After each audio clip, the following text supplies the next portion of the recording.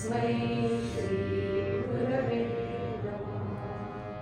मूकं करोति वाचालं पङ्गुं लङ्घयते गिरिं यत्कृपातमं वन्दे परमानन्दमाधवं। गोपाल कृष्ण भगवान की जय।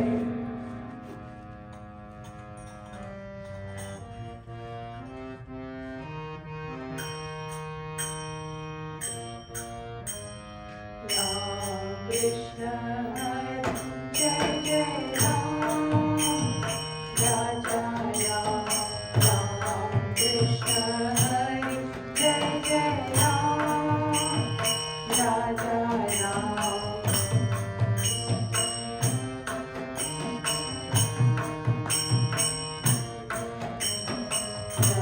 नवनीत सम नवनीत प्रिय, नवनीत सम नवनीत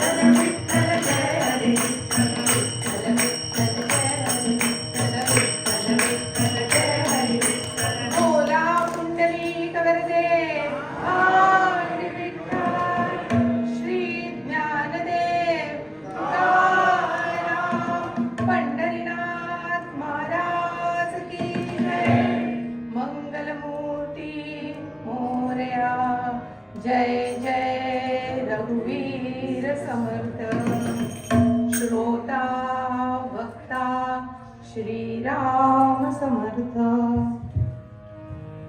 नमस्कार सगळ्यांना पुन्हा एकदा। आज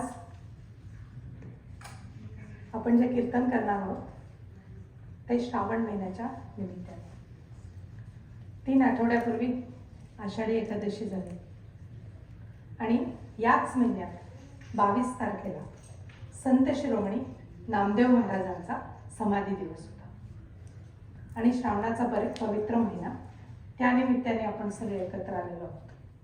सगळ्यात आधी सर्वांना आल्याबद्दल कीर्तनाच्या श्रवणाबद्दल मनपूर्वक धन्यवाद। आता गेले काही वर्ष म्हणायला लागेल कारण 3 वर्ष झाली कीर्तन करायचा प्रयत्न करते आणि माझ्या मते जेव्हा लोक येतात ते माझ्यासाठी खूप मोठा आशीर्वाद असतो। संवादिनीवर मयुरेश मुस्कर 10वीत होता तेव्हापासून तो वाजवतो आणि 4 वर्ष खूप छान वाजवतो। तबल्यावर योगेशजी मुकाशी आणि मी जेवढी गेल्या 2-3 वर्षात कीर्तनं केली त्याच्यात हे दोघं मंगेश मस्करजी कायम साथीला असायचे आणि या सर्व कीर्तनाची जी सुरुवात झाली पहिल्यांदा असा हिम्मत करून वगैरे बसून वगैरे असा पहिला प्रयोग केला होता तेव्हा शार्दूल टाकळकर इथे आला होता तेव्हा परत तो आला पुन्हा एकदा सर्व श्रोत्यांना भक्तांना असं म्हणतात श्रोता वक्ता श्रीराम समर्थ आणि म्हणून आपण सुरुवात करूया आता। आजचा जो निरूपणाचा अभंग आहे नारदी कीर्तन करणार आहोत। पहिले निरूपणाचा अभंग असतो अभंगाचं निरूपण होतं आणि उत्तर रंगात एक कथा होते नामदेव महाराजांची नुकतीच समाधी दिवस झाल्यामुळे उत्तरंगाची कथा आपण नामदेव महाराजांचीच घेणार आणि निरूपणाचा अभंग सुद्धा संत शिरोमणी नामदेव महाराजांचा.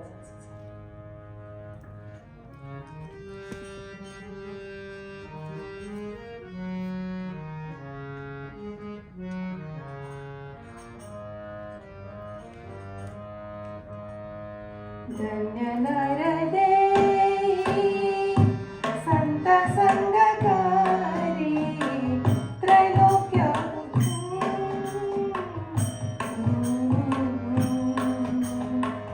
धन्य नर देई संत संगकारी धन्य नर देई संत संगकारी त्रैलोक्य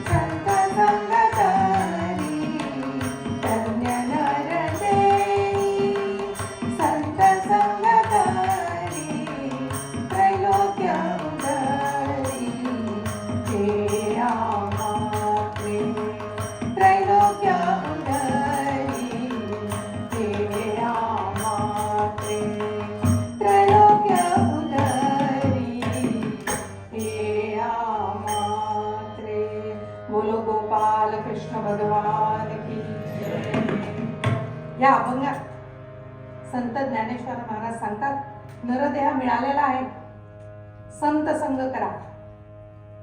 संत फक्त आपल्याला संतच आपल्याला परमेश्वरापर्यंत पोहोचवू शकतात, आपल्या या जन्माचा उद्धार करू शकतात.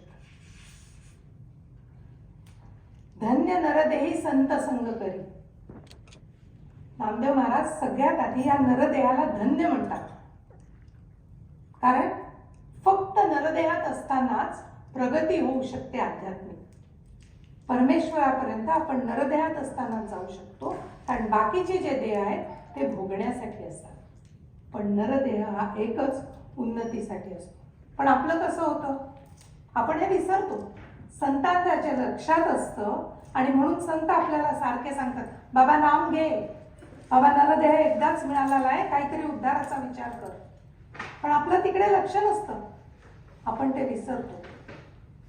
आयुष्य असंच निघून जातं. आयुष्याची संध्याकाळ होते आणि मग हळूच लक्षात येतं, अरे बापरे, आयुष्य संपत आलं. काय केलं बरं आपण, काहीच भलं केलं नाही. मग आपली अवस्था अशी होते, लख 84 योनी फिर कर सुंदर नर तनु पाया. लख 84 योनी फिर कर सुंदर नर तनु पाया.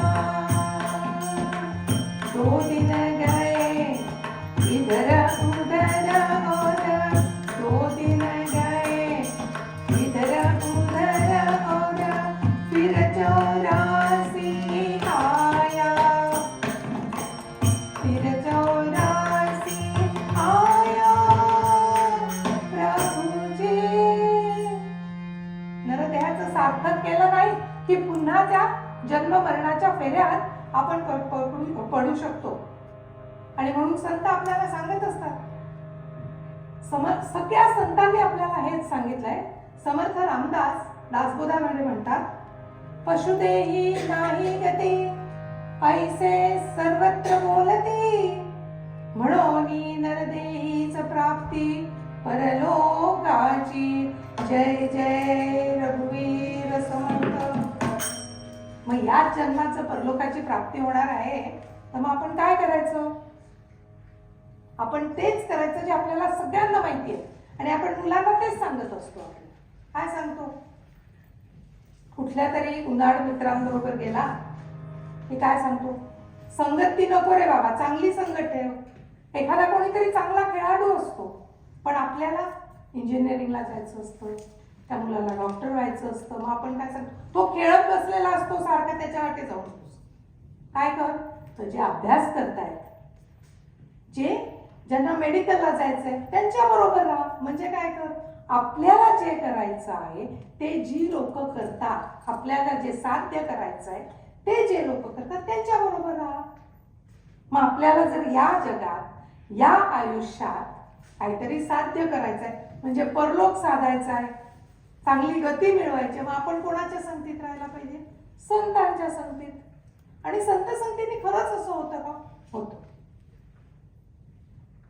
आता कल्पना करा, काल होमवर्क होता, आपणही होमवर्क केलाय, पोरांनी होमवर्क केलाय, सगळ्यांनी केलाय. होमवर्क राहिला, खूप अभ्यास मागे पडला. आता काय करायचं? पटकन असा कोणीतरी मित्र मिळतो का ज्याला हे सगळं माहिती असतं? अशा कुठल्या तरी मित्राकडे गेलं, त्यांनी मदत केली, तर कालचा पण आपला अभ्यास जरा पटकन होऊ शकतो. हा कुठली संगत झाली? ही साधी रोजच्या आपल्या अभ्यासाला. स्वयंपाक करायचा आहे खूप सारा, मग एखादी अशी मैत्रीण सापडली जिला जास्ती फास्टवाल्या रेसिपीज माहिती आहे, तर काय होतं? मदत होते. कुणाची मदत होते? ज्यांना त्या मार्गात काहीतरी माहिती असतं त्यांची मदत होते. आपण हेच करतो आणि हे आपल्याला माहिती आहे. हीच चांगली संगत. ही झाली आपल्या रोजच्या साध्या सुध्या समस्यांसाठी. पण आपली ही समस्या साधी नाही, जन्मोजन्माची समस्या आहे. काय? तर सद्गती प्राप्त करायची. मग आता एखादी असाइनमेंट राहिली तर मित्र उपयोगाचा, पण अख्खा सेमिस्टरवर गोंधळ झालेला असेल तर मग कोणाकडे जायला लागतं? प्रोफेसरकडे जायला लागतं, शिक्षकाकडे जायला, थोडा शहाणा माणूसच मदत करू शकतो.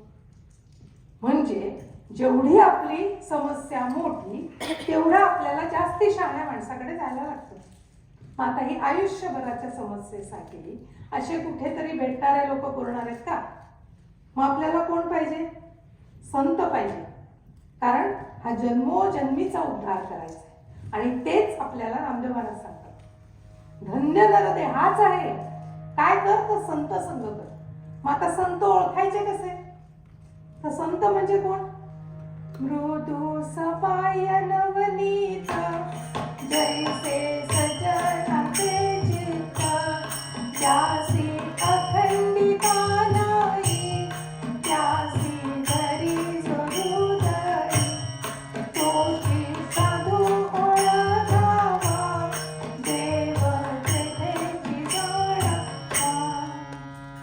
असे साधू शोधायला पाहिजे आणि संत संग करायला पाहिजे. एक चोर होता, त्यांनी एका ठिकाणी चोरी केली आणि पळायला लागला. पळता पळता मागे पोलीस लागलेलेच होते. पळता पळता बघितलं तिथे एक कुटी आहे. कुटीत शिरला. कुटीत बघतो तर काय, ती एका साधू महाराजांचा आश्रम होता. सगळ्यांनी भगवे कपडे घातले होते आणि बसलेले होते ध्यानस्थ. हा पटकन, एक चोरच तो, पटकन एका खोलीत गेला. तिथे दुसरे भगवे कपडे होते, ते चढवले स्वतःला आणि बसला डोळे मिटून. पोलीस आले, इकडे तिकडे बघितलं इथे सगळे भगवे कपड्याचे लोक आहेत, सगळे ध्यान करत बसलेले, इथे कशाला चोर येईल म्हणून निघून गेले. त्यांनी विचार केला, फक्त हे कपडे घातले यांनी, फक्त यांच्यात बसलो आहे तर एवढं मोठं माझं संकट टळलं, तर मी खरंच यांच्या संगतीत राहिलो तर माझं आयुष्य बदलेल का? काहीतरी चांगलं मिळेल, हवंय काय मला? मी चोरी तरी कशाला करतोय? आणि त्या छोट्याशा संत संगतीने, कारण त्याच्यावरचं बालटं टळलं होतं. पोलीस निघून गेले होते, फक्त का तो पुन्हा बरोबर बसला होता म्हणून. ही संत संगत. आणि मग तिथून त्याचा मार्ग बदलला, कारण त्यांनी ती संत संगत ओळखली.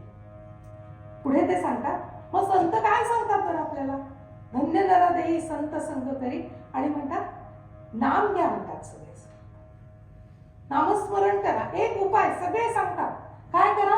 परमेश्वराचं नामस्मरण करा, जप करा, बाकी काय करा नका करू, जप करा, नामस्मरण करा. हे सगळे संत सांगतात. कोण कोण सांगतं? तुम्ही विचारा, कोण सांगत नाही. खरंच होतं का नामाने उद्धार? हो, होतो. कशावर? संत सांगतात म्हणून. आपला विश्वास संतांवर. माऊली म्हणतात, हरि नाम जपे जो नर दुर्लभ, वाचेसी सुलभ रामकृष्ण. रामकृष्ण नामी उन्मनी साधिली, तयासी लाधिली सकळ सिद्धी. गोपाल कृष्ण भगवान की जय. ओम नमो भगवते वासुदेवाय.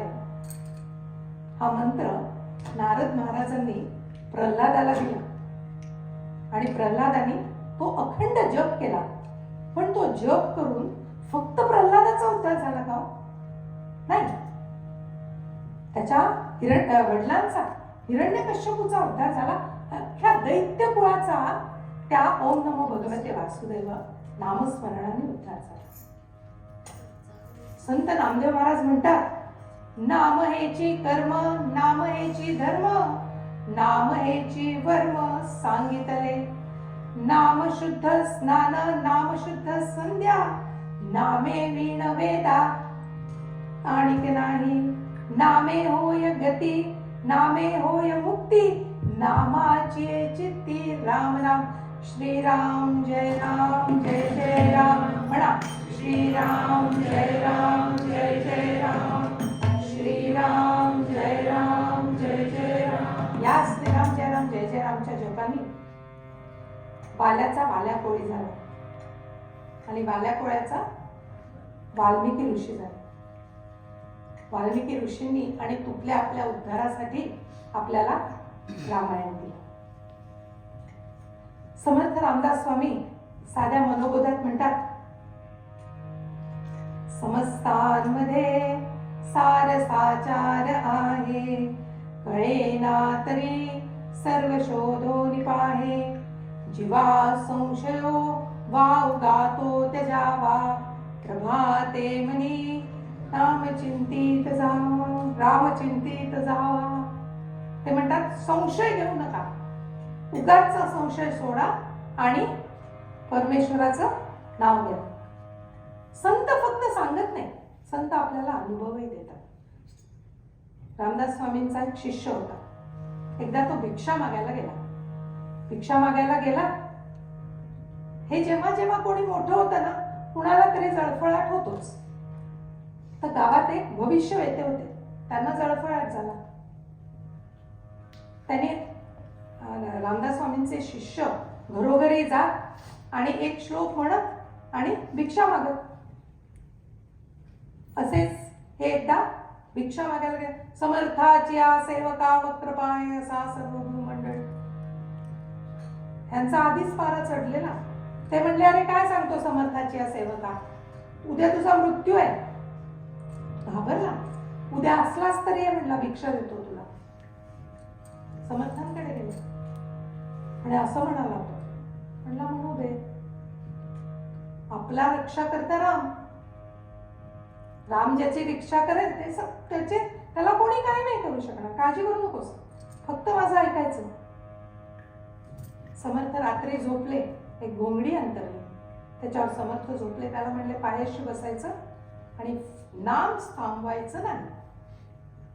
मी उठस्तवर तुझं नाव थांबता कामा नये. बसला पायाशी. मृत्यूची भीती होती. अखंड नामजप चालू होता. आले यमदूत पण गेले, परत नाम सुरू आहे तिथे. ते कसे येणार? दुसऱ्या दिवशी बघितलं तर वा, मी आहे. नामाचा अनुभव आला. गेला पुन्हा भिक्षा मागायला. नुसते बोलत नाहीत संत, अनुभव देतात. तुपल्या आपल्याला पण अनुभव आहे. भीती वाटली तर आपण ऑटोमॅटिक आपलं निघतच ना, श्रीराम जय राम जय जय राम. काय येतं आणि बरं वाटतं का त्याला? नक्की वाटतं. सो हा अनुभव आपल्यालाही येतो, नाही असं नाही. आणि म्हणूनच गोंदवलेकर महाराज म्हणतात,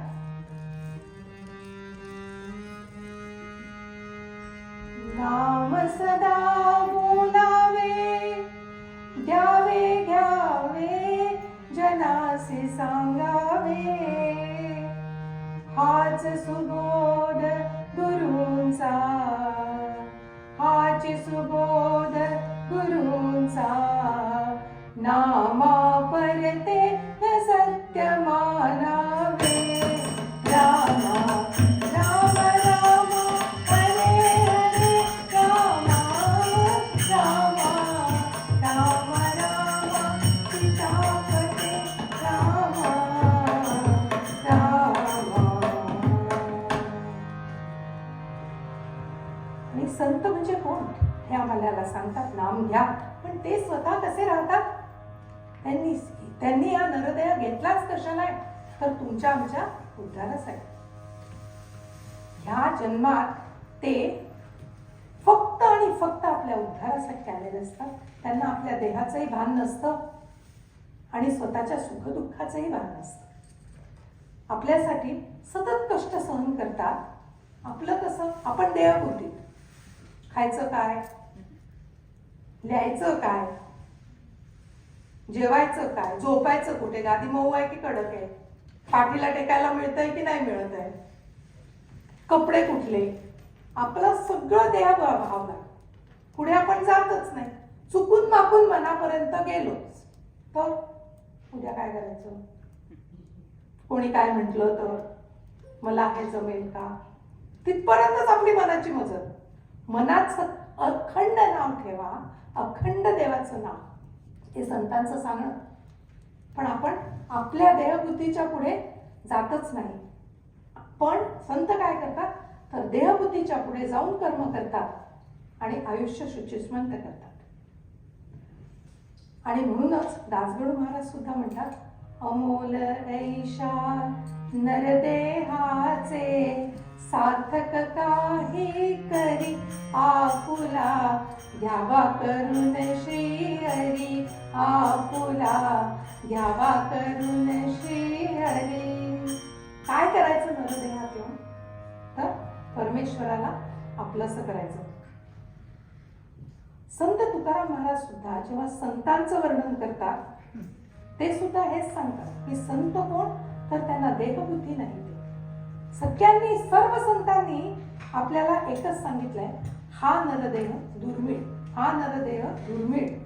एक सुभाषितकार सुद्धा म्हणतात, पुनर्वित्तम पुनर्मित्रम पुनर्भार्या पुनर्मही एतत् सर्वं पुनर्लभ्यम शरीरेण पुनः पुनः. शरीर नाही पुन्हा मिळणार आहे, फक्त एकदाच मिळालाय. या नरदेहाचं सार्थक करा. मग आपण म्हणणार, मग काय करून सार्थक होणार? मग संत म्हणजे कोण, हे होणार की नाही? या सर्व प्रश्नांची उत्तरं नामदेव महाराज या अभंगात देतात.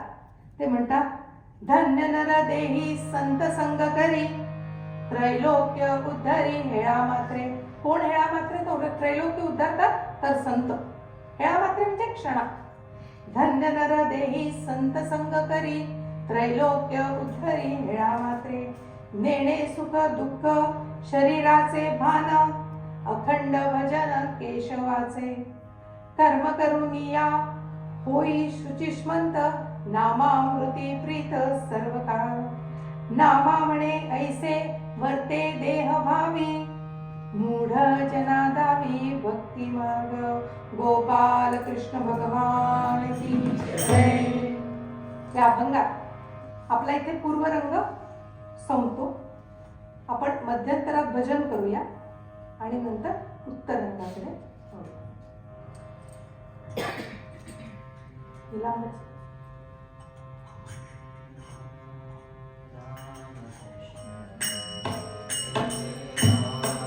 सगळे म्हणायचंय.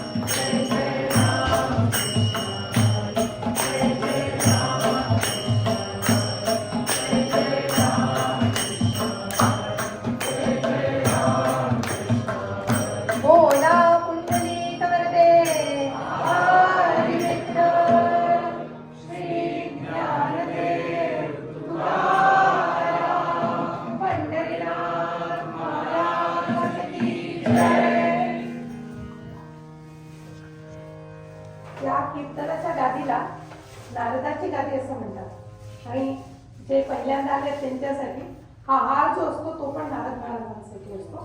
त्यामुळे पुढचा भाग असाच करायचा असतो ही परंपरा. विठ्ठल विठ्ठल जय हरी विठ्ठल विठ्ठल विठ्ठल जय हरी विठ्ठल विठ्ठल विठ्ठल जय हरी विठ्ठल विठ्ठल जय हरी विठ्ठल विठ्ठल विठ्ठल जय हरी विठ्ठल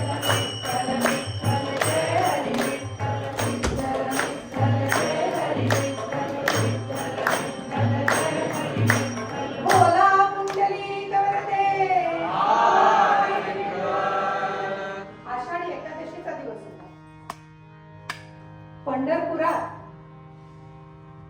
सगळ्या दिंड्या पोचल्या होत्या. गोपीचंदनाचा गंध,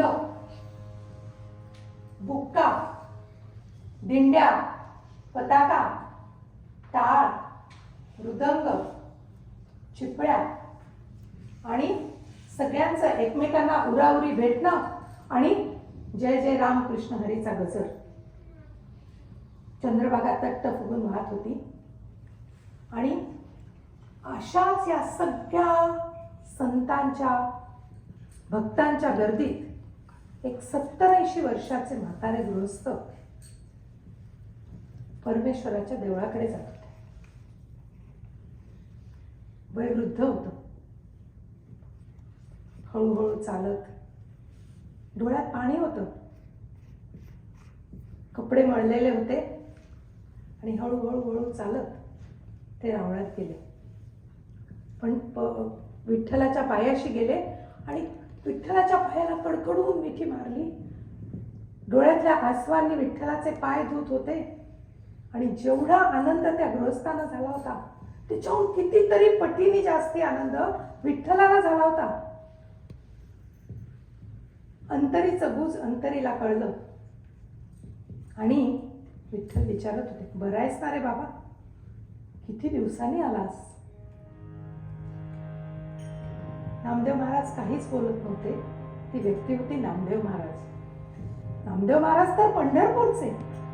मग किती दिवसांनी असं काय झालं होतं? मळलेले कपडे, 70 वर्षाचे म्हातारे कुठून आले होते? नामदेव महाराज आले होते फार पंजाबातून आणि अनेक म्हणजे जवळजवळ 25-30 वर्षांनंतर आज नामदेव महाराज पंढरपुरात आले होते. त्यामुळे फारसा आजूबाजूच्या कोणी त्यांना फारसं ओळखलं, पण विठ्ठलांनी ओळखलं.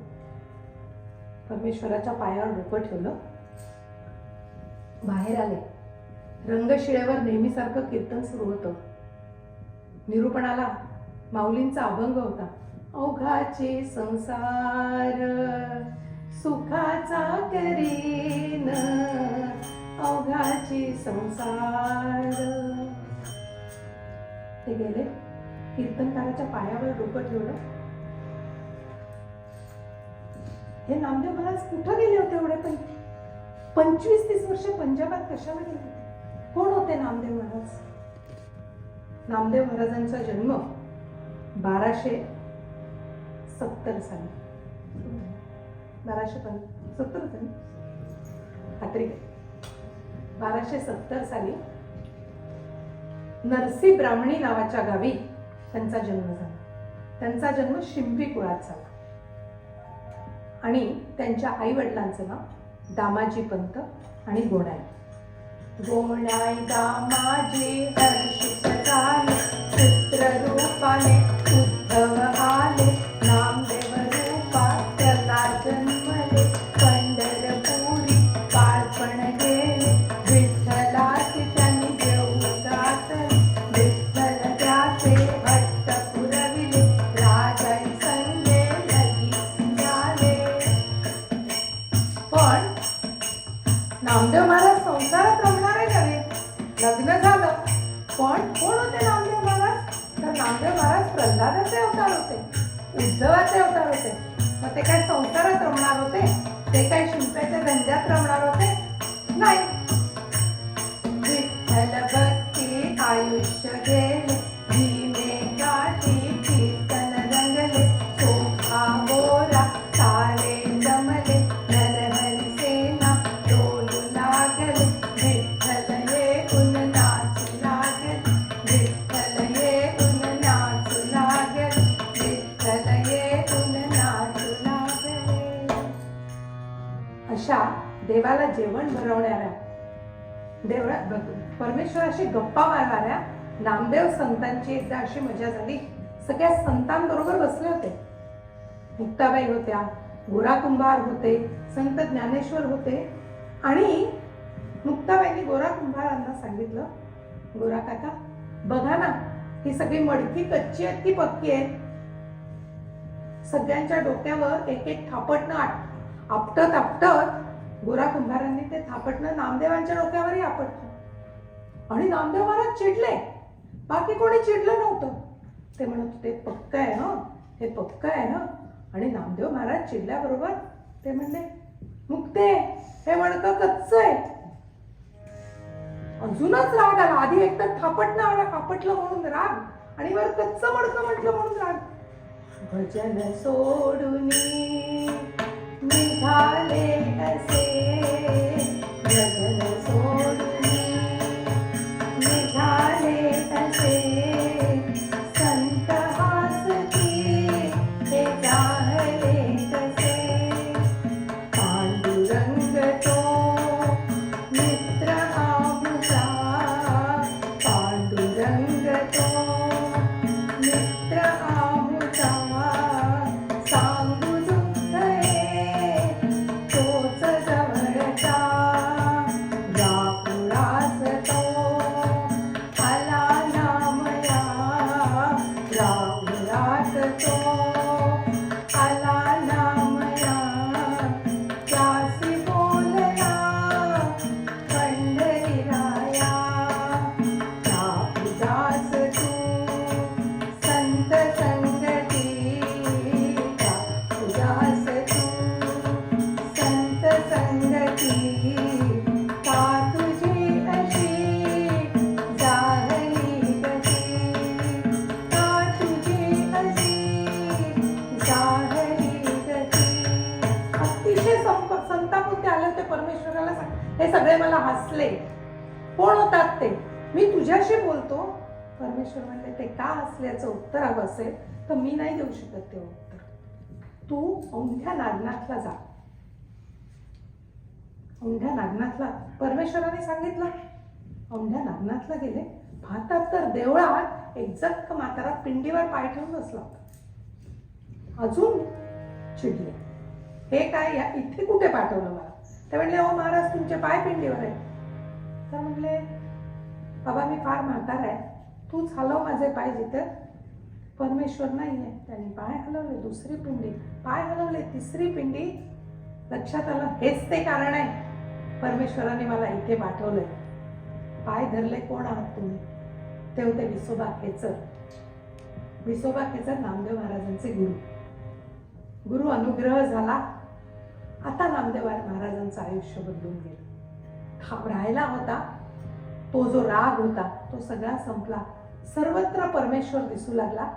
नामदेव महाराज पुन्हा पंढरपुरात आले. पंढरपुरात येऊन काय करायचे नामदेव महाराज? नामदेव महाराज कीर्तन करायचे ते चंद्रभागेच्या काठी. कारण दीन दुबळ्या जनतेला जातीपातीच्या दुहीमुळे मंदिरात प्रवेश नव्हता. जर ते मंदिरात येऊ शकत नाही, भक्त मंदिरात नाही, नामदेव महाराज बाहेर जा आणि तिथे जाऊन परमेश्वराला आळवत. मग काय, तिथे सगळे भक्तीत लीन आणि पांडुरंग देऊळ सोडून बाहेर येऊन स्वतःही तिथे लीन व्हायचा. म्हणून तर विठूचा गजर हरिनामा जंडारो विला, विठूचा गजर हरिनामा जंडारो विला. वाळवंटी चंद्रभागेच्या काठी डाग मांडला, वाळवंटी चंद्रभागेच्या काठी डाग मांडला. हा डाग चंद्रभागेच्या काठीच मांडला गेला होता. देवळाच्या बाहेर जिथे भक्त आहेत तिथे देव आपसूक येत होता. एके दिवशी अशी सगळी संतांची मांदी आळी पंढरपुराला गेली होती. ज्ञानेश्वर महाराज होते, निवृत्तीनाथ होते, मुक्ताबाई होती, सोपानदेव होते, नरहरी सोनार होते, जनाबाई होती, गोरा कुंभार होते, चोखामेळा होते. सगळे जमा झालेले असताना ज्ञानेश्वर महाराजांनी सांगितलं आपण तीर्थवळीला जाऊया. खरंच गेले होते का होते तीर्थवळीला? कुठे गेले होते? हे सगळं तीर्थवळीच्या अभंगांमध्ये लिहिलेलं आहे. तीर्थवळीला जायचं म्हणजे पांडुरंगाला सोडून जायला पाहिजे. पण आता नामदेव महाराजांना कळलं होतं परमेश्वर सगळीकडे आहे. त्यामुळे त्याच परमेश्वराची विविध रूप, विविध सगुण रूपांचं दर्शन करायला सर्व संत मंडळी तीर्थवळीला निघाले. कुठपर्यंत गेले ते? गुजरात मार्गे राजस्थानात गेले, गिरनारला गेले, दत्तगुरूंचं दर्शन झालं. दिगंबरा दिगंबरा श्रीपाद वल्लभ दिगंबरा, दिगंबरा दिगंबरा श्रीपाद वल्लभ दिगंबरा. वृंदावन झालं, मथुरा झाली, त्या मधुर कृष्णाचं दर्शन झालं. गोपाल कृष्ण गोपाल कृष्ण राधे कृष्ण गोपाल कृष्ण राधे कृष्ण गोपाल कृष्ण राधे कृष्ण गोपाल कृष्ण. काशी विश्वेश्वर झालं, हर हर महादेवचा गजर झाला, गंगा स्नान झालं, अयोध्या झाली, श्रीरामाचं दर्शन झालं.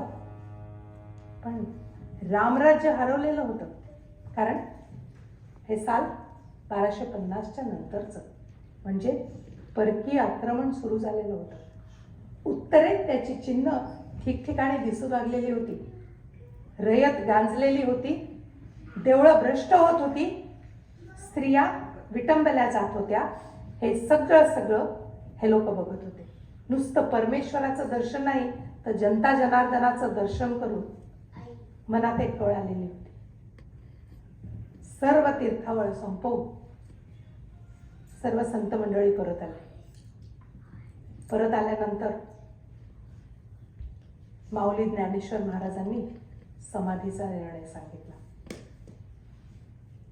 माऊलींनी समाधी घेतली, पाठोपाठ सोपानदेवांनी समाधी घेतली, मुक्ताईंनी समाधी घेतली.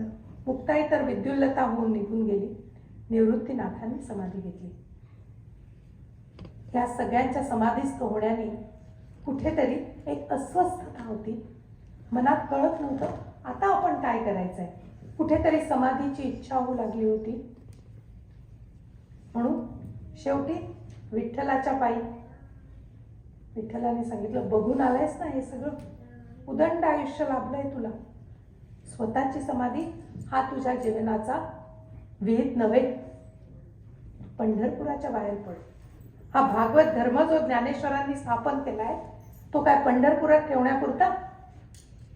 हा भागवत धर्म जिथे त्याची गरज आहे, जिथे भक्तीला शक्तीची गरज आहे, शक्तीला भक्तीची, तिथं तुला जायला हवंस. सोड, पंढरपूर सोड. नामदेव महाराज जे रोज सकाळी विठ्ठलाच्या पायी बसायचे, विठ्ठलाशी हितगुज करायचे, ते कर्म करून या होई शुचिष्मंत, हेच ते कर्म मनाशी धरून त्यांनी पंढरपूर सोडलं. जीवापाड प्रेम असणारं पंढरपूर, जीवापाड प्रेम असणारा विठोबाची मूर्ती मनात साठवून जनाबाईच्या हाती पंढरपूर सोपवून चोखोबाच्या समाधीला वंदन करून नामदेव महाराज बाहेर पडले. उत्तरेच्या मार्गाने काय परिस्थिती होती उत्तरेत?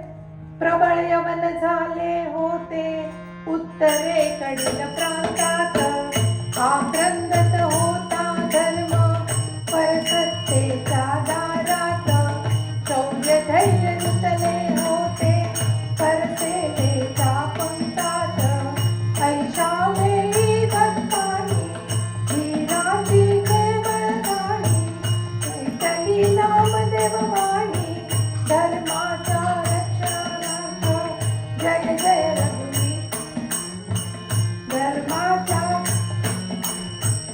आले देव नामदेव साथ, आले भगत नामदेव साथ, आले भगत नामदेव साथ.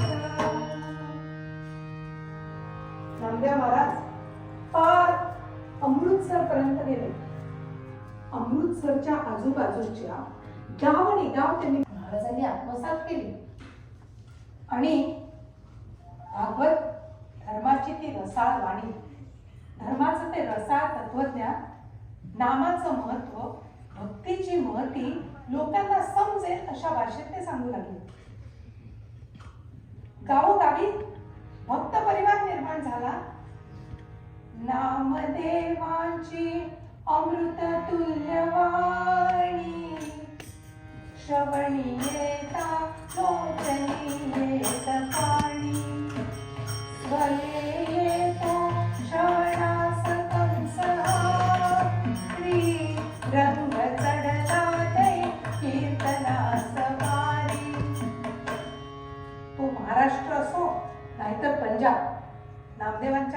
चंदनाचा रंग तिथेही चढू लागला. तिथेही जी भुंगी होती, जातीभेद होता, तो हळूहळू निवळू लागला. कारण भक्तीसाठी सगळेच एकत्र येऊ लागले. जसं लहान मुलं खेळतात ना, त्यांना भाषेची अडचण येत नाही. जेव्हा कलाकार गातात तेव्हाही समजण्याला भाषेची अडचण नाही. तसंच जेव्हा भक्तीचा रंग रंगतो तिथेही भाषेची अडचणच येते. भक्तीचा रंग रंगू लागला आणि नामदेव महाराजांचे अनेक मठ पंजाबात ठिकठिकाणी त्यांचे मठ निर्माण झाले. भक्ती सुरू झाली, लोक एकत्र येऊ लागली. एकत्र येण्याची जी शक्ती निर्माण होते ती हळूहळू येऊ लागली. गरिबांसाठी उघडलेल्या लंगरमध्ये दानं पण येऊ लागली आणि जेवायला लोक पण येऊ लागली. हे सगळं आता लोकांनाही दिसू लागलं. पण सत्ता होती यवनांची, सत्ता होती परकीयांची, आणि तोपर्यंत त्यांनी ही एकी वगैरे बघितलीच नव्हती. त्यामुळे त्यांचं मत काय, जे मी करीन तीच कायदा, वाटेल ते केलं तरी कोण अडवणार आहे मला. या डोक्यातल्या कल्पनेमुळे एकदा एक यवन एक गाय धरून ओढत होता. त्याची नव्हतीच ती. गायीचा मालक तिच्या मागे धावू लागला. म्हणला, माझी गाय का नेत आहे? तुझी वगैरे काही नाही, मला गाय हवी आहे. आणि कशाला नेणार आहे हे सगळ्यांनाच माहिती आहे. गाय ओढत ओढत नेऊ लागला. त्याचा मालक त्याच्या मागे मागे जात होता, रडत होता. पण हा कशाला ऐकतो? गोमाता जाता मार्गे, गोमाता जाता मार्गे, खचित तो यवन दुष्ट हो आला. फर फर ओढत नेऊनी, फर फर ओढत नेऊनी, मातेसी जीवे मारुनी गेला.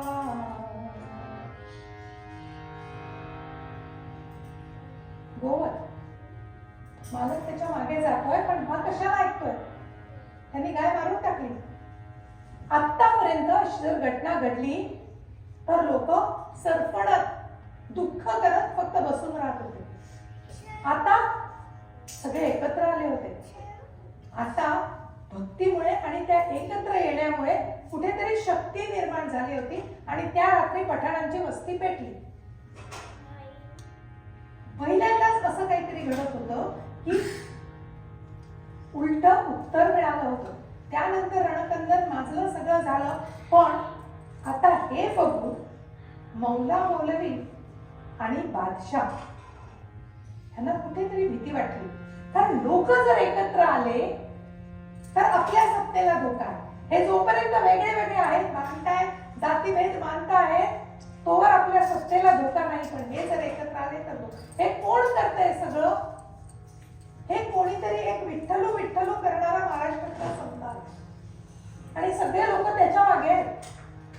वैष्णव मुद्रा काय धारण करतायत, विठ्ठल विठ्ठल काय करतायत, एकादशीचे उपास काय करतायत, पताका काय नाचवतायत, चाललंय काय? हे एकत्र येणं थांबवलं पाहिजे.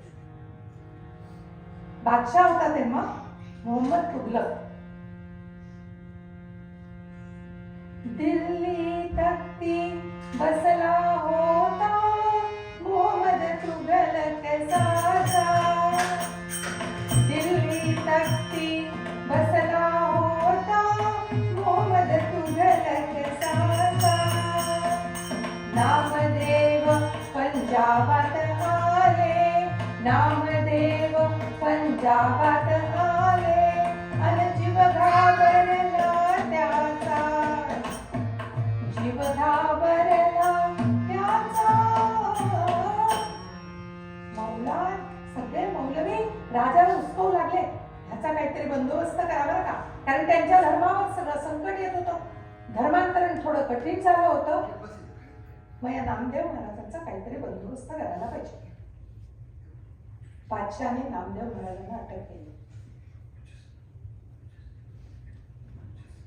त्यांना अटक झाल्याबरोबर विचार होता यांना संपवायचा, पण जे सगळे लोक एकत्र यायला लागले, बाहेर जे सुरू झालं, राजाने विचार केला जर आपण ह्याला जीवे मारलो तर कठीण आहे, मग याचा काहीतरी अपमान केला पाहिजे.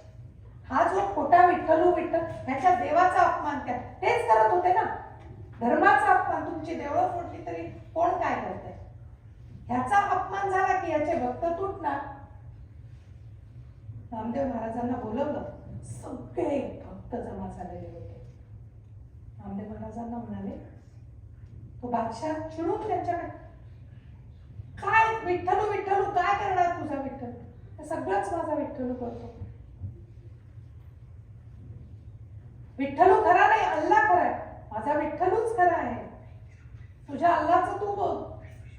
राजाला पहिल्यांदाच कोणीतरी उत्तर देत होत. गाय ही हिंदूंना प्रिय हे त्यालाही माहिती, राजालाही माहिती होतं. तो एक गाय आणली, म्हणले तुझा विठ्ठलू ही गाय वाचवू शकतो का बघूयात. मला विठ्ठलूच्या मनात असेल तर तो सगळं करू शकतो.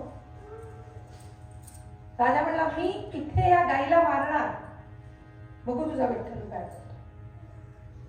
नामदेव म्हणाले विठ्ठलू सगळं करतो. गजर सुरू झाला. नामदेव महाराजांनी गजर सुरू केला. राम कृष्ण बोलो भाई विठ्ठल बोल, विठ्ठल बोलो भाई गोविंद बोल, गोविंद बोलो भाई राम कृष्ण बोल, राम कृष्ण बोलो भाई विठ्ठल बोलो भाई गोविंद बोलो, गोविंद बोलो भाई राम कृष्ण बोल. हा गजर सुरूच होता. एक ते नामदेव महाराज थोडीच म्हणत होते, एक आणि एक व्यक्ती तिथली गजर करत होती. नामाचा गजर सुरू होता. राम कृष्ण बोलो भाई विठ्ठल बोल, विठ्ठल बोलो भाई गोविंद बोल, गोविंद बोलो भाई राम कृष्ण बोल. राजाचा पारा चढत होता आणि गजर वाढत होता. राजाने तलवार मागवली. त्यांना वाटलं नामदेव महाराज मागे सरकतील, ते कशाला मागे सरकतात, विठ्ठल होता ना काळजी घ्यायला. राजाने तलवार बोलवली आणि उगारली आणि राजाचा हात खालीच येईना, अडकला तिथल्या तिथे, असा की कोणी धरून ठेवावा. काहीतरी झालं असेल, परत हात खाली केला. गजर वाढतच होता. राम कृष्ण बोलो भाई विठ्ठल, विठ्ठल बोलो भाई गोविंद बोल. दिल्लीचा दरबार, एकटे नामदेव महाराज तिथे पोचलेले, वृद्ध होते, पण भीती कशाला वाटते, विठ्ठल आपल्या बरोबर आहे, नामाची साथ आहे, कोण काय करणार होतो. गजर सुरू होता. पुन्हा एकदा राजाने एकदा हात उगारला, दोनदा हात उगारला, तीनदा दरवेळी हात वर गेला की खालीच येत नव्हता. हे 2-3दा झाल्यानंतर राजा म्हणला अपमान कोणाचा होतोय, माझा का त्याचा. आता अजून असंच केलं तर आपलंच कसं व्हायची. म्हणून राजाने त्यांनाही सोडलं आणि त्या गायीलाही सोडलं. परिणाम हा फक्त एक गाय आणि एक नामदेव महाराज झाला. तर परिणाम हा झाला की जे लोक तिथे होते त्यांच्यात कुठेतरी त्यांच्या भक्तीला शक्ती मिळाली होती. हे करायला नामदेव महाराज काही 4 दिवस तिथे गेले नव्हते. गेले 20-25 वर्ष नामदेव महाराज तिथे गावोगाव फिरत होते. ठिकठिकाणी त्यांचे मठ होते. ठिकठिकाणच्या जनतेला ते जागृत करत होते. फक्त पंढरपुरात नाही तर पार पार घुमान नावाच्या गावी, जे आज पंजाबात आहे, त्यांनी तपस्या केली होती. घुमानला तपस्या करून तिथे त्यांचा मठ. आजही सिख धर्मात नामदेव महाराजांना मानतात. भगत नामदेव हे त्यांचं नाव आहे. हा काळ 1350चा. सिख धर्माची स्थापना झाली 1500 मध्ये. 1300च्या आसपास. आता नामदेव महाराज वृद्ध होत चालले होते. आतून कुठेतरी पंढरीचा आठव येत होता. पंढरपूर बोलवू लागलं होतं. त्यांनी आपला निर्णय सांगितला, आता मला पंढरपुराला जायला हवं. सगळा तिथला भक्तवर्ग व्याकुळ झाला. तुम्ही गेलात तर इथं काय राहणार, आम्ही काय करायचं. ते म्हटले माझी गरज नाहीये, तुम्ही सगळे सक्षम आहात. नामदेव महाराज जेव्हा घुमानहून निघाले तोच दिवस तिकडे त्यांचा निर्वाण दिवस म्हणून मानतात. साधारण जानेवारी फेब्रुवारीच्या आसपास नामदेव महाराज घुमानहून निघाले. ते तिथून निघाले तरी तिथे काय होतं? राम नामा वेधियले मनोराम नामा वेधियले मनोराम नामा वेधियले कलिकलाची तू मांडियले मनोराम नामा वेधियले मनोराम नामा वेधियले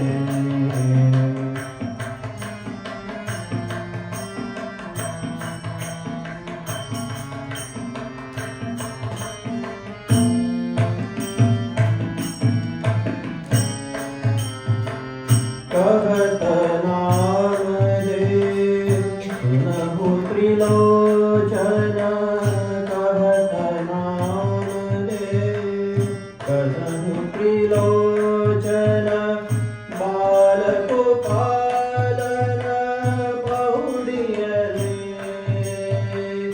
अंतरी बाहरी काज विरोधी अंतरी बाहरी काज विरोधी चितु सुबारिक राधियले मनोराम नामा वेधियले मनोराम नामा वेधियले कलिकलाची तू मांडियले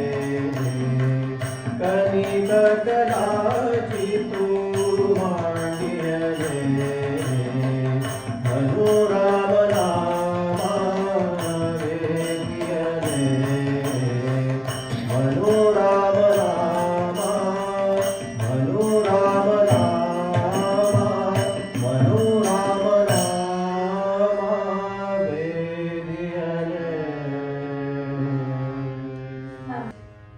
त्यांना शक्ती दिली होती, भक्ती दिली होती आणि सिख धर्म गुरु नानक देवांनी 1499 साली स्थापन केला. गुरुग्रंथ साहिबामध्ये आत्ताही 61 रचना ज्या आहेत त्या नामदेव महाराजांच्या अजूनही आहेत. नामदेव महाराज पंढरपुरात आले, थकले भागले होते. पंढरपुराच्या पांडुरंगाच्या पायाला मिठी घातली. म्हणले आता तरी मला समाधी घेऊ दे. पांडुरंग म्हणला तुझीच वाट बघत होतो रे, ये माझ्यातच तू सामावून जा. ते म्हणले नाही, अरे तुझ्यात सामावून गेलो तर भक्तांचे नमस्कार मिळतील, त्यांची पायधुळी कशी मिळणार मला? मला जे हवाय तो संत संग हवाय. त्यामुळे तुझ्यात वगैरे मी मिसळणार नाही. माझी जागा भक्तांच्या पायाशी, संतांच्या पायाशी, तुझ्या पायाशी. आषाढ वद्य एकादशी झाली, द्वादशीचं पारणं झालं आणि आषाढ वद्य त्रयोदशीला नामदेव महाराजांनी पंढरपुरात समाधी घेतली. पण ती परमेश्वरात सामावून जाण्यासाठी नाही, तर त्यांच्या देवळाची पायरी. आजही पंढरपुरात नामदेव पायरी आहे आणि असं म्हणतात नामदेव महाराजांनी तिथं समाधी घेतली ताकी जो त्यांचा विश्वास होता संत संग घडावा, संतांची पायधुळी मला नेहमी मिळावी आणि त्याच इच्छेने ते तिथे पायरीशी येऊन झाले. धन्य नरदेवी संत संग करी, धन्य नरदेवी